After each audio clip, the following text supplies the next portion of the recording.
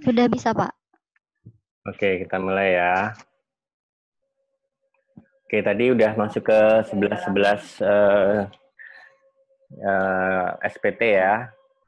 Nah, sekarang kita masuk ke 11-11 put.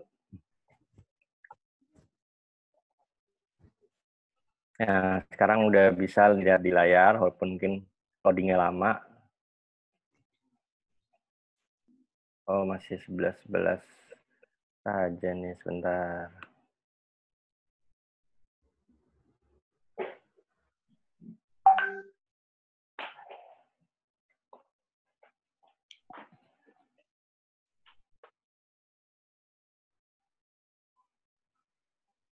Sudah kelihatan belum 11.07 put di layar kamu? Sudah, Pak. Sudah. Oke. Nah, di 11.0 itu seperti biasa 4 jenis yang wajib di dalam PMK tadi dibunyikan kan judul SPT-nya. SPT masa PPN di atas ya. Bagi pemungut PPN. Nah, kalau bagi pemungut PPN pasti kamu ingat di semester 2 lalu yang bisa jadi pemungut tuh hanya bendahara dan non-bendahara. Yang non-bendahara adalah kuasa pertambangan, kuasa migas, BUMN, dan BUT, Badan Usaha Tertentu yang anak-anaknya BUMN itu. Jadi ada 4 layer ya. Nah, dan itu di dalam soal biasanya given ya. Kalau udah punya BUMN itu biasanya nggak usah dipikirin, itu pasti pemungut gitu aja. Jadi kita nggak ngomongin legal KUP-nya, legal acaranya, tapi dalam soal itu pasti udah dibunyikan dia seperti itu. Nah, kemudian di sini seperti biasa nama ya, alamat given di soal, NPWP juga given di 101 2020 misalnya begitu ya kan. Gitu. Walaupun sejatinya di dalam buku petunjuk di bawah PER dia boleh 01 sampai 12, tapi kenyataannya di dalam administrasi di praktek nanti kalau kamu PKL nggak bisa kayak gitu. Kenapa? Karena administrasi pajak itu sistemnya merekam per masa pajak. Jadi nggak bisa dia merekam masa pajak yang akan datang. Jadi kita mau rapel nih, laporannya dari bulan April ini sampai 12 2020 gitu. Nah, sistem tuh belum bisa mengakomodasi itu.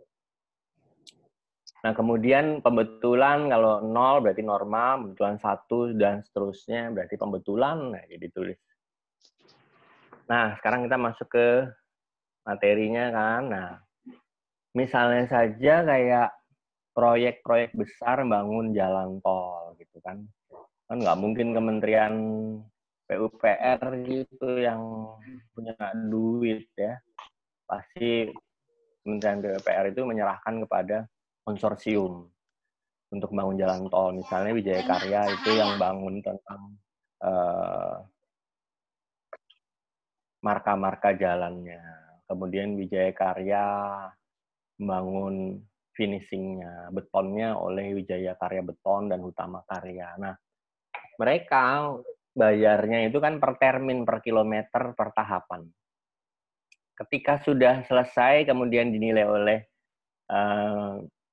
lulusan D3 penilai gitu ya, bahwa oh ini udah memenuhi ketentuan sesuai spesifikasi yang diinginkan pemerintah selaku pemilik barang modal ini jalan tol, Wijaya Karya dan seterusnya, kemudian nanti diserahkan ke Jasa Marga. Nah, konsorsium itu menagihnya ke KPPN. Nah, makanya di A besar angka 1 ketika ditagih kepada negara yang bayar KPPN. Nah, KPPN itu menerbitkan surat perintah membayar. Misalnya jalan tol itu nilainya 20 miliar. Nah, KPPN itu akan bayar 20 miliar, 2 miliarnya disetorkan ke kas negara oleh KPPN itu sendiri. Kan duitnya dari APBN. Jadi dari kantong kiri ke kantong kanan. Nah, 20 miliar yang disetor ke konsorsium pembuat jalan tol tadi. Oke, bisa ya dibayangin itu ya. Nah, kemudian yang A huruf A besar, angka 2, itu seperti kamu di rumah kamu inilah sekarang lah, gampangannya. Rumah kamu itu kan mesti di bawah sebuah kecamatan kan, kewalikotaan atau kabupaten. Nah, itu dia pasti memiliki satker, satuan kerja. Misalnya untuk menerbitkan akte kelahiran gitu. Akte kelahiran itu kan pakai kertas. Nah, ketika si dinas Dukcapil, Dinas Pendudukan dan Catatan Sipil, membelanjakan uang dari anggaran APBD-nya beli kertas ya ke toko yang juga PKP jual kertas karton untuk menyetak akte kelahiran, maka bendahara Dukcapil tadi mengut PPN-nya, misalnya dia hari ini beli 20 juta gulungan karton atau rim karton yang udah dipotong-potong. 2 jutanya di hold oleh bendahara pengeluaran tadi, disetorkan ke kas negara. 20 jutanya diterima kepada si toko kertas atau toko karton tadi. Nah, dicatat di sini PPN-nya. Maka kan kalau kamu lihat tadi, dibandingkan, dia nggak ada DPP. Ngapain dia mikirin DPP pemungut, ya kan? DPP kan miliknya si vendor atau yang sasaran dia mau beli, ya kan? Sasaran mau dia bayar. Nah, di sini fokusnya kepada PPN yang mau dipungut ketika dia membelanjakan APBN, APBD atau anggaran negara. Kemudian kalau dia misalnya beli mobil, Dukcapil tadi beli mobil apa Kijang Innova misalnya, ya. Misalnya harganya 400 juta misalnya. Nah, misalnya PPNBM-nya 70 juta. Nah, 70 jutanya itu yang mungut juga bendahara tadi. Nah, gitu. Maka tadi di SPT 1111 ceritanya misalnya kalau itu miliknya Toyota Astra, PPNBM yang dipungut oleh si pihak yang menjadi pemungut tidak dilaporkan dalam 1111. Lebih kurang seperti itu ya. Oke, kita lanjut. Nah, kemudian yang di bagian B itu adalah tentang PPN dan PPNBM yang dipungut oleh selain bendahara itu. Jadi misalnya KPS Migas, kuasa pertambangan, BUMN, dan BUT, Badan Usaha Tertentu, anak-anaknya BUMN. Nah, itu 4 layer itu. Nah, dia mungut juga ditunjuk oleh PMK yang sudah kamu pelajari di semester sebelumnya. Nah, dia melaporkan SPT PPN Put ini pada layer atau row yang B ini. Nah, lebih gampangnya gini, saya kasih contoh. Misalnya saja PT Freeport. Taruhlah PT Freeport itu murni hanya menjual barang galian tambang. Nah, barang galian tambang itu kan bukan barang kena pajak toh. Namun untuk menghasilkan barang galian tambang tadi, dia harus beli dump truck untuk ngangkut batu-batuan atau pasir atau bongkahan-bongkahan itu kan. Nah, dump truck tadi adalah barang kena pajak yang juga terutang PPNBM ketika ditagihkan dari dealer kendaraan. Nah, maka PT Freeport tadi, PPN atas kendaraan, misalnya harganya dump truck itu 2 miliar. PPN-nya 200 juta, PPNBM-nya 600 juta. Nah, si Toyota Astra tadi akan menagihkan kan 2,8 miliar kan.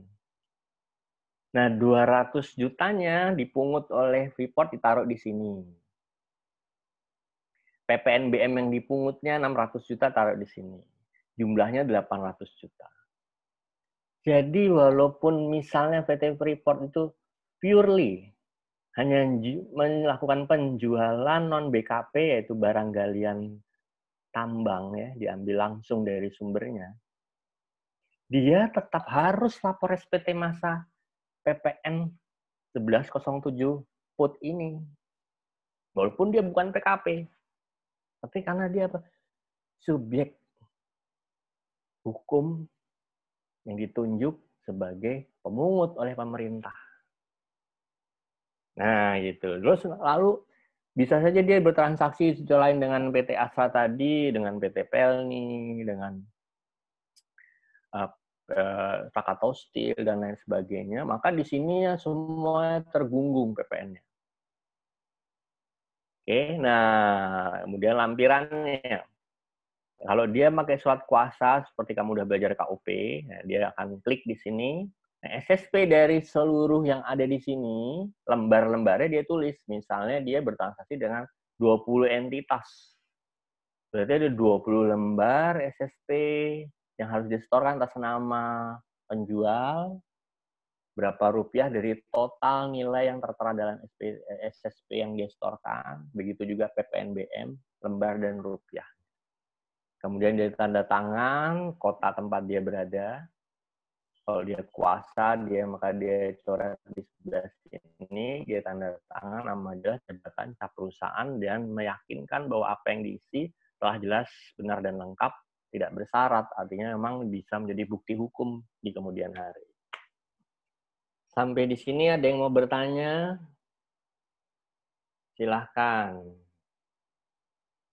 Cukup jelas apa kecepatan?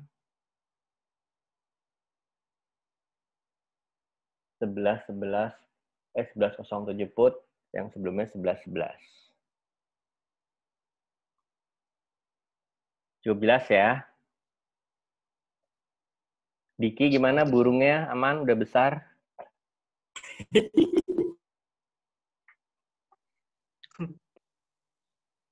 Oke, mungkin ada gangguan ya. Jadi suaranya nggak bisa menjawab.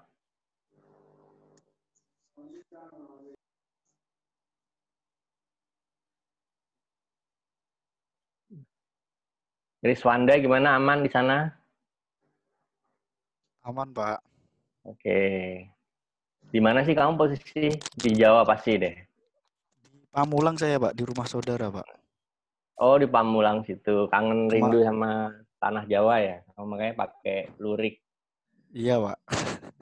Oke. Bagus. Anggi di mana? Di kampus nih, Anggi. Kangen kampus ya? Iya, Pak. Oke, bagus. Air mancur soalnya latar belakangnya ya kan? Asya di mana? Di ITB nih, Asya? Main ke kampus temen, Pak. Oh, gitu. Saat itu ya pasti ya. Oke, oke. Iya.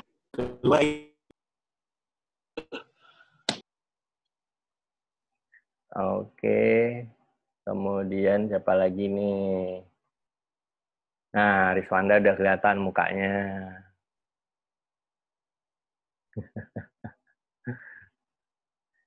Maria di mana nih? Medan nih? Di Semarang, Pak. Oh, Semarang. Oke, oke, oke. Tunjung gimana kabarnya? Tunjung nggak kelihatan mukanya? Kok Tunjung cewek ya? Tunjung, oh kelihatan udah langsung berubah. Marcel, Marcel? Ada. Oke. Di rumah, Pak. Di rumah. Hiskia gimana?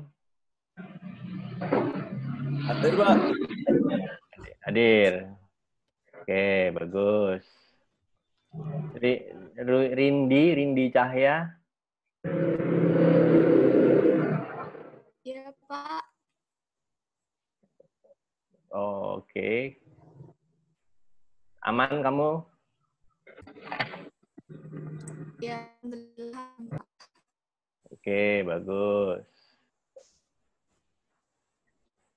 Oke, kita lanjut lagi ya. Ini tadi 11.07 put, kita masuk ke SPT yang terakhir yaitu 11 DM.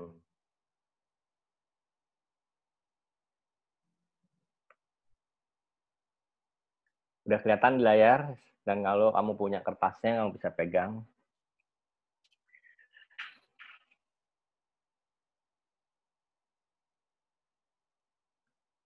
Udah kelihatan ya di layarmu 11 DM?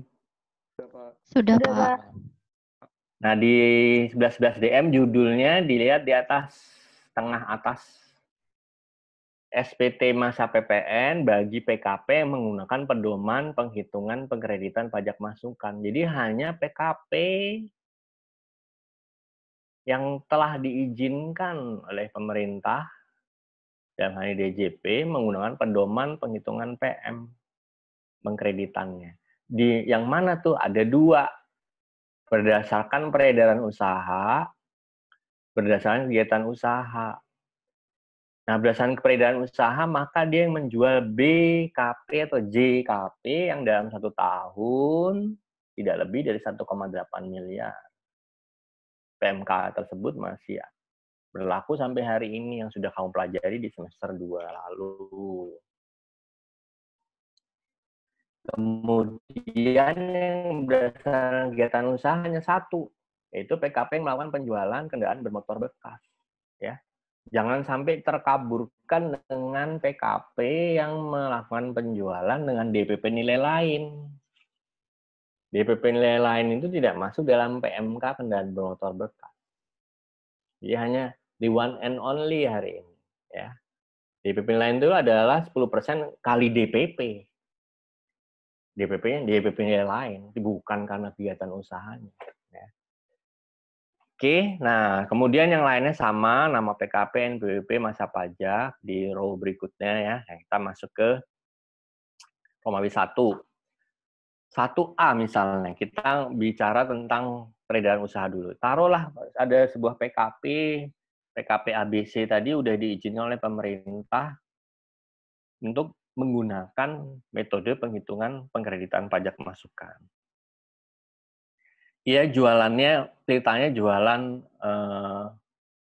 peralatan atau mainan anak-anak lah. Dia udah PKP, omsetnya masuk 1,8 miliar, dia boleh pakai itu. Taruhlah 100 juta bulan April ini. DPP-nya ditulis di sini, 100 juta. Dia nggak menyerahkan jasa apapun. Nah, kemudian pajak keluarannya 100 juta kali 10. Di Romawi 2, huruf A, angka 1. 10% dikali 100 juta. 100 juta PPN-nya. Terus tidak ada jasa, maka di Romawi 2 angka 1, huruf A angka 3, jumlahnya PPN 10 juta. Ya kan? 100 juta kali 10%, 10 juta. Tidak ada PPN yang dibayar di muka di dalam masa pajak yang sama. Jadi memang ada wajib pajak PPN di PKP, boleh dia bayar di muka. Dia memperkirakan akan ada pajak yang kurang bayar, saya bayar duluan lah di muka. Ya silahkan aja. Ya jarang. Karena itu kan mengganggu cash flow. Ya. Jarang biasanya. Nah yang C. Yang C ini pajak masukan yang dapat dikreditkan tidak seperti yang ada di 11.11. Misalnya saja dia beli mainan ini dari toko mainan yang lain atau dari pabrikan mainan. Nilai jualnya tadi 100 juta, dia beli modalnya 60 juta.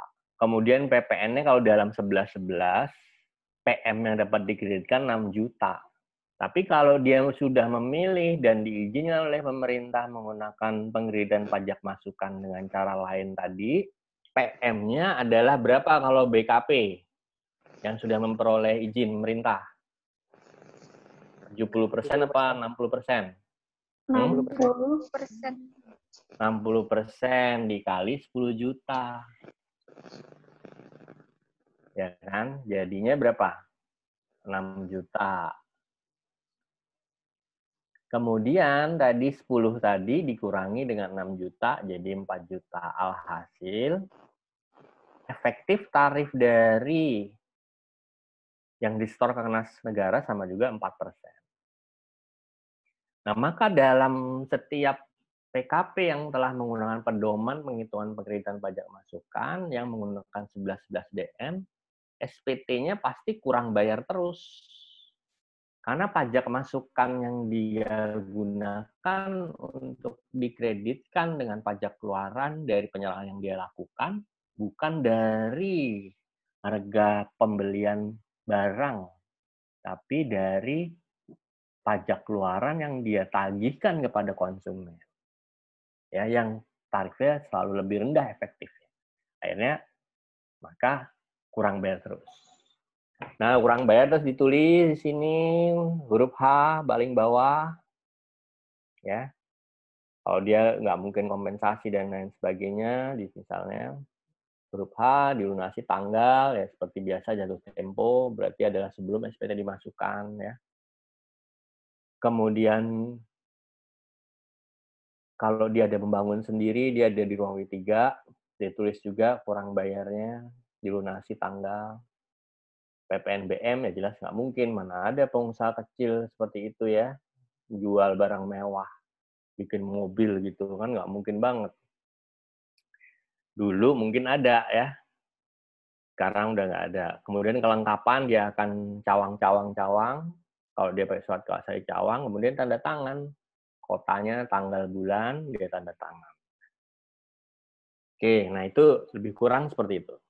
Nah kemudian untuk yang berdasarkan kegiatan usaha, maka dia adalah penjual kendaraan bermotor bekas. Misalnya tadi juga jualnya 100 juta. Motor bekas tadi ya 100 juta adalah BKP. DPP 100 juta. Jumlah 100 juta, dia nggak ada jasa lagi. Pajak keluarannya tetap masuk ke sini. 10 juta kali 100 juta, ya. Berarti 10 juta di sini. Kemudian pajak masukan yang dia dapat dikreditkan untuk kendaraan bermotor berapa? 90%. 90%. Pinter banget. Siapa yang jawab tadi? Rosa ya? Iya, Pak. Iya, pas banget tuh. Kebetulan juga pas lagi 90% capture-nya kok pas gitu. Bentuk ya gitu. Nah, terus jadi maka dia efektif berapa persen PPN masuk kas negara? 1%. 1%, pintar. Nah, maka baik PKP dengan peredaran usaha tertentu ataupun PKP dengan kegiatan usaha tertentu pasti akan menghasilkan ke kas negara terus-menerus. Tapi problem di lapangan adalah mendeteksi wajib pajak tersebut patuh tidak patuh, mau jadi PKP apa nggak PKP, karena dia berbenturan tidak langsung, secara tidak langsungan dengan PMK batasan pengusaha kecil yang 4,8 miliar. Maka apakah ada yang omsetnya di bawah 1,8 miliar tadi tetap mau menjadi PKP dengan penghitungan DM? Ya ada, tapi sedikit sekali. Sisanya memilih tidak PKP. Nah, akibatnya memang sedikit susah pengawasan PPN di bidang administrasi itu. Makanya nanti di kesempatan yang berbeda akan kita review lagi tentang faktur pajak elektronik. Nah, faktur pajak elektronik itu hubungannya dengan membentuk SPT massa PPN elektronik. Nah, itu lebih kurang yang kita bisa sampaikan hari ini. Nah, kita coba kembali ke PowerPoint.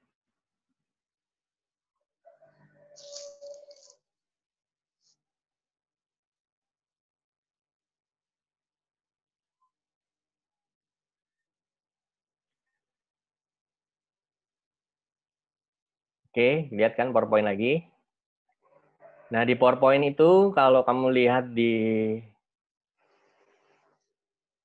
halaman PowerPoint ke 21 ada judul nih, setelah ada gambar yang kuning ini, apa bagian-bagian dari SPT. Nah, ini masuk ke sini.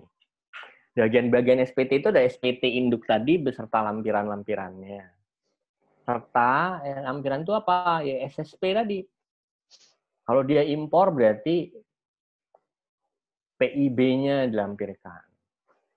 Kalau dia ekspor berarti PEB-nya dilampirkan. Kalau dia memanfaatkan BKPTB, JKP dari luar daerah kepabean, maka SSP-nya dia lampirkan. Dan seterusnya. Nah, dulu kalau belum ada elektronik SPT itu tebel, dia WP lapor itu bisa 20 kardus sekali datang.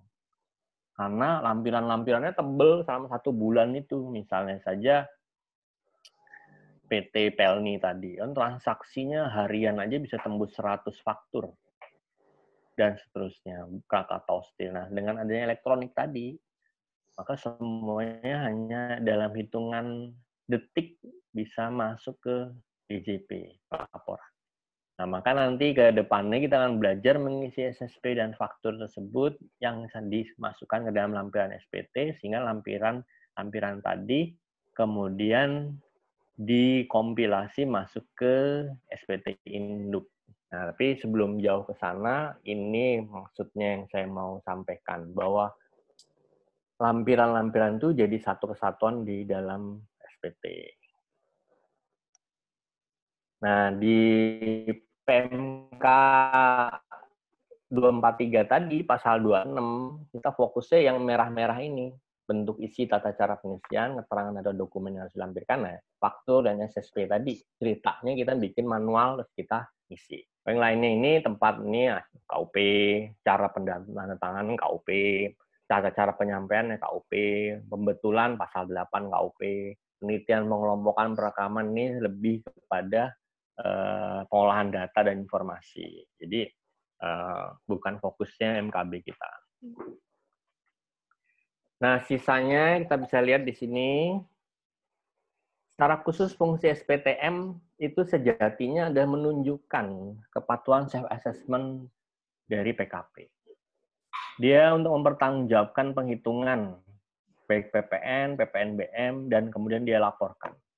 Pengkreditan yang dia sandingkan dengan pajak keluaran, misalnya kalau dia tadi 11.11 paling detail ya, kemudian 11.11 DM. Kemudian yang dia bayar, dia lunasi sendiri, termasuk oleh pihak lain dalam satu masa pajak ketika dia dipungut. Jadi kalau pengusaha, berarti ini kalau pengusaha kan belum tentu PKP. Maka dia tetap wajib kalau dia statusnya pemungut sesuai PMK penunjukan tentang pemungut. Oke, nah yang lainnya itu sebenarnya saya mau menjelaskan seperti yang saya jelaskan tadi satu persatu dan seterusnya. Nah, kita nanti akan masuk ke pelan-pelan ke belakang. Tapi untuk sebelum masuk ke belakang itu, kalau ada yang mau bertanya, karena minggu depan udah masuk ke topik yang berbeda, silahkan bertanya di sesi kali ini. Ada yang mau ditanyakan? Silahkan.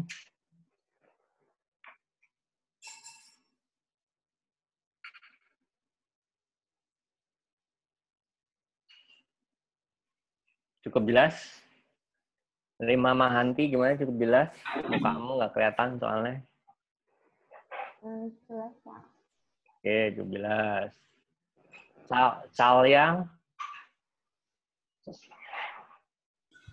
Jelas, Pak. Oke, jelas. Oke, ya, berarti udah cukup jelas ya. Nah, kamu kuliah apa hari ini? Selain kuliah ini?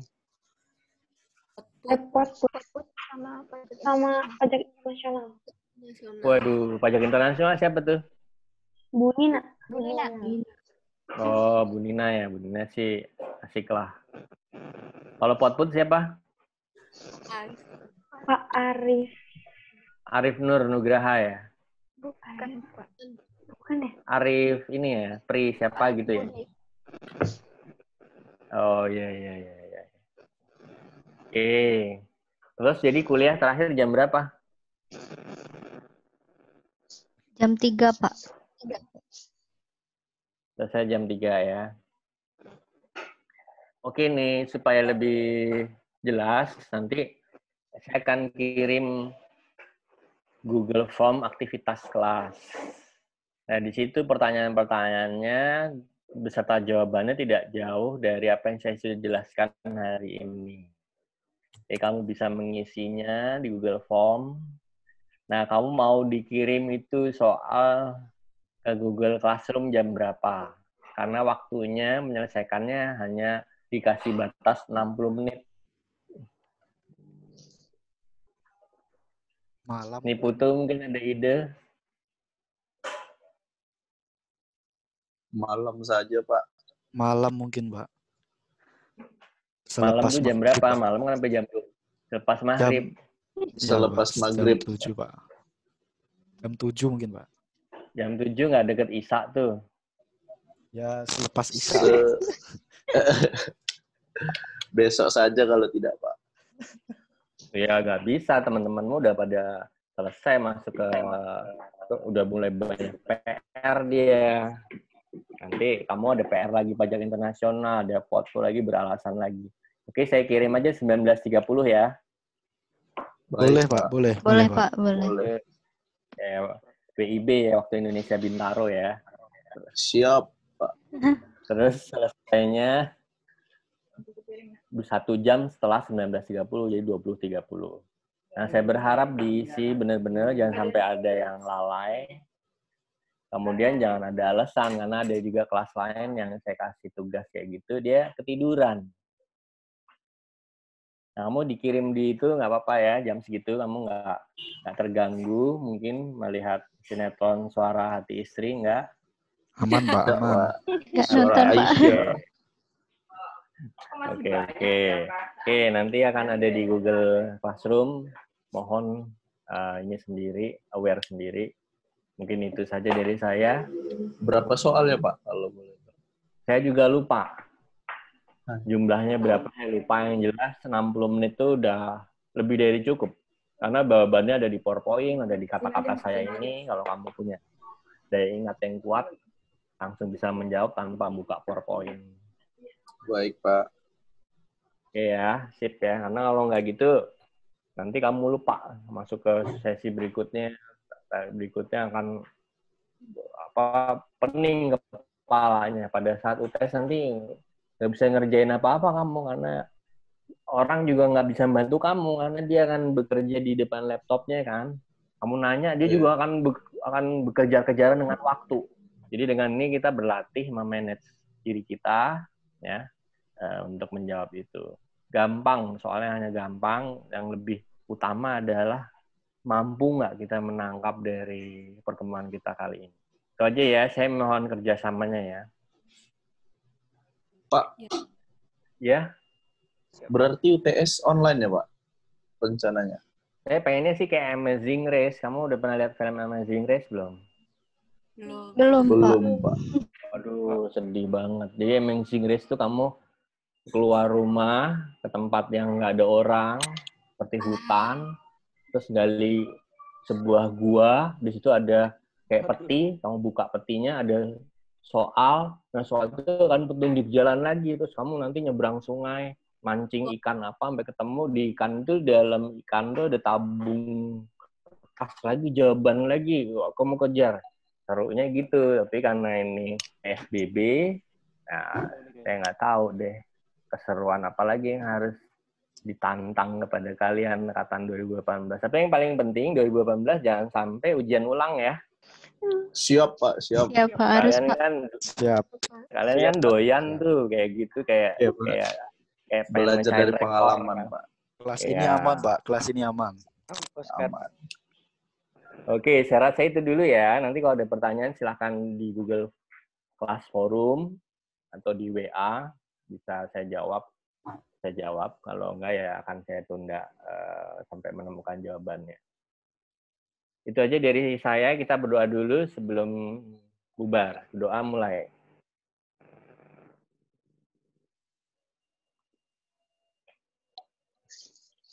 Ya, berdoa selesai.